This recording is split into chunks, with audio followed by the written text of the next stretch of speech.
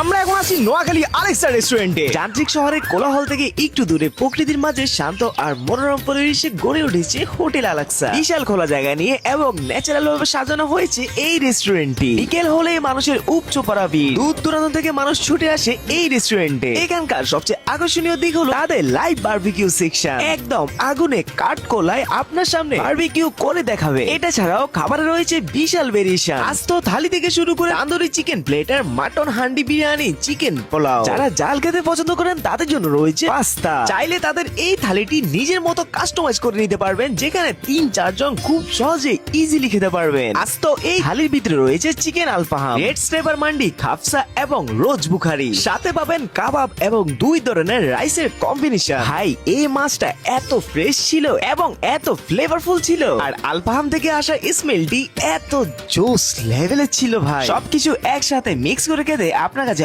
অসম্ভব মজা লাগবে। আর এই রাইতাটা দেখেন ভাই, তান্দুরি দিয়ে খেতে মাখনওয়ালা। সেই সাথে মিস করবেন না তাদের এই চিকেন পোলাও। এত গরম ছিল, মনে হলো মাত্রই আগুন থেকে নামিয়ে এনে দিল। তাই শহরের কোলাহল ছেড়ে একটু ভিন্ন পরিবেশে ভালো খাবার উপভোগ করতে চলে আসতে পারেন হোটেল আলেক্সাতে। লোকেশন দক্ষিণ দৌলিয়ার রাস্তার মাথা চোয়ানির আগে।